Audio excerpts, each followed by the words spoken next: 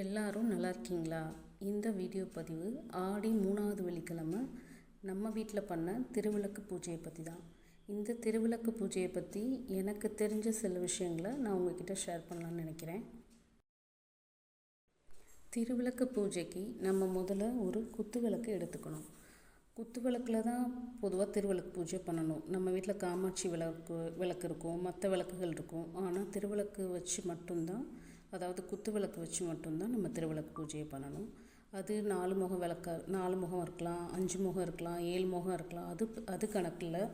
ஆனால் குத்து விளக்காக இருக்கணும். அதில் தான் நம்ம திருவிளக்கு பூஜையை பண்ணணும். அது போக நம்ம மற்ற விளக்குகள் பக்கத்தில் ஏற்றிக்கிறதெல்லாம் அது நம்மளோட விருப்பம்தான். மெயினாக இருக்க வேண்டியது குத்து விளக்கு. அந்த குத்து விளக்குக்கு சந்திர கும்பம் வச்சு பூவெல்லாம் வச்சு அலங்காரம் பண்ணி வச்சு எடுத்து வச்சுக்கணும். எடுத்து வச்சுட்டு அதுக்கப்புறம் ஒரு மனையை போடணும். மனையை போட்டு அது உட்டில் கூட இருக்கலாம், இல்லை இந்த மாதிரி சில்வர் ஸ்டூல் அந்த மாதிரி போட்டுட்டு நீங்கள் அதில் ஒரு கோலம் போடணும். கோலம் போட்டுட்டு அதுக்கப்புறம் மஞ்சள் குங்குமம் அதுலேயும் வச்சுட்டு அதுக்கு மேலே ஒரு வாழை இலையை வச்சு அதுக்கு மேலே பச்சரிசியை பரப்பி வைக்கணும். வாழை இலை போட்டு பச்சரிசியை பரப்பணும். கண்டிப்பாக பச்சரிசி தான் பரப்பணும். பரப்பி வச்சுட்டு அதுலேயும் மஞ்சள் குங்குமம் போட்டுட்டு அதுக்கப்புறம் நம்ம எடுத்து வச்சுருக்க அந்த அலங்காரம் பண்ணி வச்சுருக்க குத்து விளக்கு இல்லையா, அதை எடுத்து நடுவில் வைக்கணும். வச்சுட்டு மேலேயும் குத்து விளக்கோட உச்சி பாதியில் பூ வச்சுக்கணும். பூ வச்சுட்டு அதுக்கப்புறம் இதில் முக்கியமாக திருவிளக்கு பூஜைக்கு முக்கியமாக எண்ணெயை விட நெய் ஊற்றி திருவிளக்கு பூஜை பண்ணுறது ரொம்பவே சிறப்பு. அதனால் நெய் ஊற்றி அதுக்கப்புறம் எல்லா முகத்துலேயும் திரி போட்டு, அதாவது இப்போ 5 முகம் இருக்குது அப்படின்னா எல்லா முகத்துலேயும் திரி போட்டு எல்லா விளக்குகளையும் ஏற்றிக்கணும். ஏன்னா இப்போ 5 முகம் இருக்குது, நம்ம 5 முகம் பொருத்தணுமா, தேவையில்லை, ஒரு முகம் பொருத்தினா போதாதா அப்படின்னு நீங்கள் நினைக்கலாம். ஆனால் 5 முகத்தை பொருத்தி நம்ம ஏற்றும்போது தான், அந்த ஜோதியை பார்க்கும்போது தான் நம்மளுக்கு ரொம்பவே அந்த தெய்வ கடாட்சமாக அந்த இது பார்க்கவே ரொம்ப அழகாக இருக்கும். அதுக்கப்புறம் நம்ம ஒரு லட்சுமி சிலை இருந்தால் அதுலேயும் சந்திரகுமம் வச்சு அதையும் எடுத்து விளக்கு கடியில் வச்சுக்கணும். வச்சுட்டு அதுக்கப்புறம் நம்மளுக்கு முதற்கடவுளான பிள்ளையாரை மஞ்சள் வச்சு பிள்ளையார் செஞ்சு வச்சுக்கணும். மஞ்சள், அதாவது நம்மள்கிட்ட பித்தளை சிலைகளோ இல்லை மற்ற பிள்ளையார் சிலைகள் இருந்தாலும் வச்சுக்கலாம். ஆனாலும் இருந்தாலும் இந்த மஞ்சள் பிள்ளையார் பிடிச்சி வைக்கிறது ரொம்பவே நல்லது.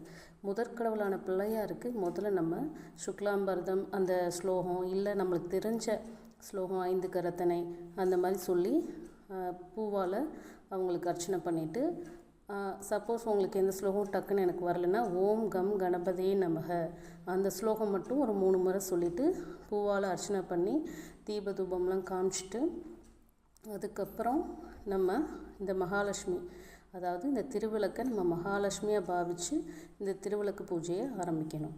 அது ரொம்பவே சிறப்பு. இந்த திருவிளக்கை பற்றி இன்னொரு விஷயம் நான் உங்ககிட்ட சொல்லணும்னா, திருவிளக்கில் முப்பெரும் தேவியர்களும் வாசம் செய்கிறாங்க. அதாவது மேல்பாகத்தில், அதாவது உச்சி பகுதியில் சிவபெருமானோட அம்சம் இருக்கிறதாகவும், சிவபெருமான் இருக்காருன்னா அந்த இடத்துல யார் இருப்பா? அந்த இடத்துல ஆதிசக்தியான பார்வதி தேவி இருக்காங்க.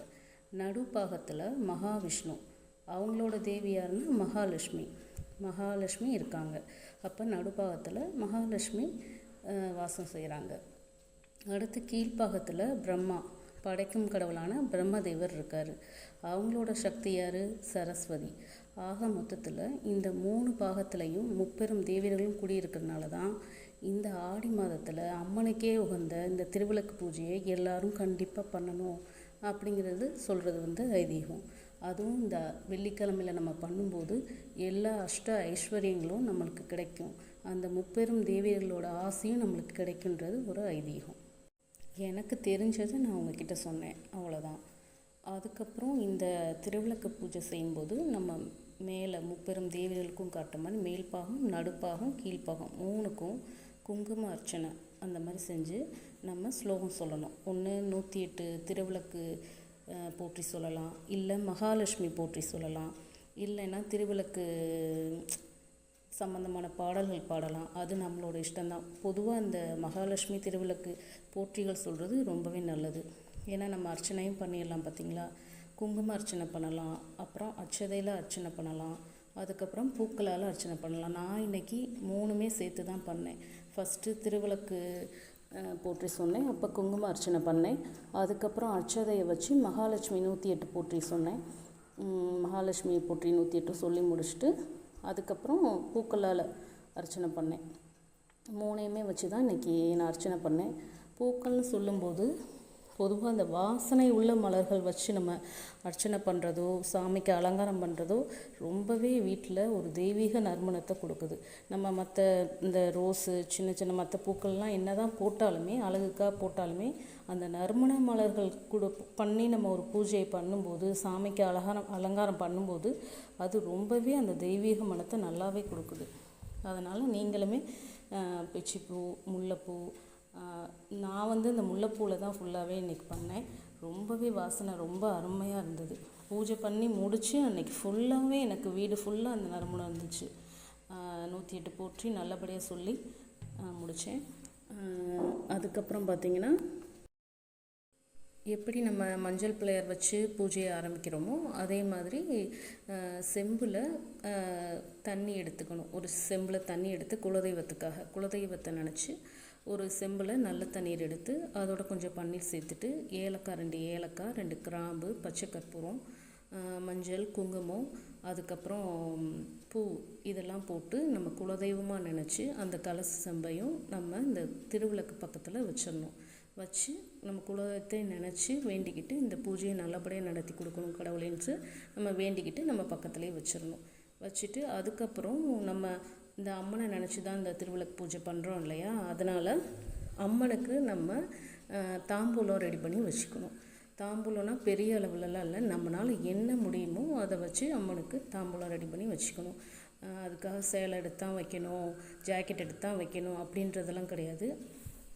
ஒரு மஞ்சள் கயிறு, மஞ்சள் குங்குமம், வெத்தலைப்பாக்கு, பூ, பழம், முடிஞ்சால் வளையல், இந்த மாதிரி ஒரு சிம்பிளாக இதில் என்ன உங்களுக்கு முடியுமோ. ஆனால் மெயினாக மஞ்சள் குங்குமம், மஞ்சள் கயிறு, வெத்தலைப்பாக்கு, பூ, பழம் இருக்கணும். வச்சு சாமிக்கு தாம்பூலம் ரெடி பண்ணி வச்சு ஒரு பிரசாதம், கண்டிப்பாக ஏதாவது ஒரு பிரசாதம். நான் இன்றைக்கி அவல் பாயசம் தான் செஞ்சு வச்சேன். அப்புறம் கிறிஸ்மஸ் பழம் வச்சேன். அவ்வளோதான். உங்களால் முடிஞ்ச எதுவுமே என்னால் செய்ய முடியல, டைமே இல்லை அப்படின்னு நீங்கள் நினச்சாலும் ஒன்றும் பிரச்சனை இல்லை. ஒரு பால், அதில் நாட்டு சக்கரை போட்டு ஒரு டம்ளரில் பால் வச்சு நாட்டு சக்கரை போட்டு அம்மன் முன்னாடி வச்சுருங்க. வச்சுட்டு நல்லபடியாக தீபம் காமிச்சு ஃபுல்லாக விளக்க சுற்றி நல்லா ஆராதனை பண்ணி நல்லா தீபம் காமிச்சிட்டு நல்லா உங்கள் மனசில் என்ன குறைகள் இருந்தாலும் அந்த அம்மன்கிட்ட நல்லபடியாக வேண்டிக்கோங்க. அது கண்டிப்பாக அந்த கடவுள் தீர்த்து வைப்பார். அதில் எந்த மாற்றமுமே இல்லை. ஏன்னா நம்ம குறைகளை தீர்க்கறதுக்காக மட்டும் இல்லை, நம்மளுக்கு எப்பயும் நம்ம கூடயே இருக்கணும், நம்ம ஆசி வழங்கணும் அப்படிங்கிறது தான் நம்மளோட வேண்டுதல். நம்ம கூடயே இருந்தாலே போதும், நம்மளுக்கு எந்த பிரச்சனையுமே வராது. அது மாதிரி நல்லபடியாக வேண்டிக்கிட்டு உங்களை குறைகளை சொல்லி நல்லபடியாக வேண்டிக்கோங்க. அதுக்கப்புறம் இந்த அர்ச்சனை பண்ண குங்குமம் இருக்கு இல்லையா, அதை நீங்கள் ஒரு பாக்ஸில் போட்டு பூஜை அறையில் எடுத்து வச்சுக்கோங்க. எப்பயுமே நம்ம சாமி கும்பிட்டுட்டு எப்பயும் வச்சுக்கலாம். ஏன்னா நம்ம அர்ச்சனை பண்ணி மகாலட்சுமி நினச்சி அர்ச்சனை பண்ணது இல்லையா, அதை எப்பயுமே பத்திரமா எடுத்து வச்சுக்கோங்க. அதுக்கப்புறம் பூஜையெல்லாம் முடிச்சுட்டு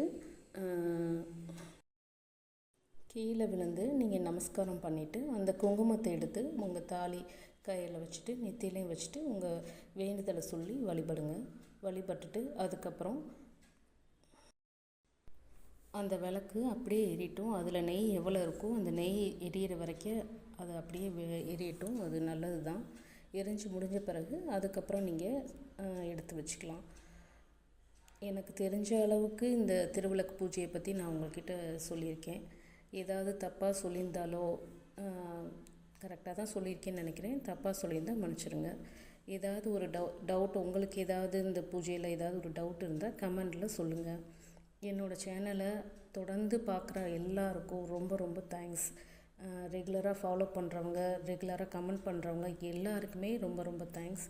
அதுக்கப்புறம் என்னோடய சேனல் பிடிச்சிருந்தா, உங்களுக்கு இதில் யூஸ்ஃபுல்லாக இருக்குது அப்படின்னு நீங்கள் நினச்சிங்கன்னா என்னோடய சேனலை லைக் பண்ணுங்கள், ஷேர் பண்ணுங்கள். அவ்வளோதான். என்னோடய பூஜை எப்படி இருக்குதுன்னு சொல்லுங்கள், கமெண்ட் பண்ணுங்கள். கமெண்ட் பண்ணிங்கன்னா தான் எனக்கு உங்களுக்கு எந்த அளவுக்கு பிடிக்குது அப்படிங்கிறது எனக்கும் தெரியும்.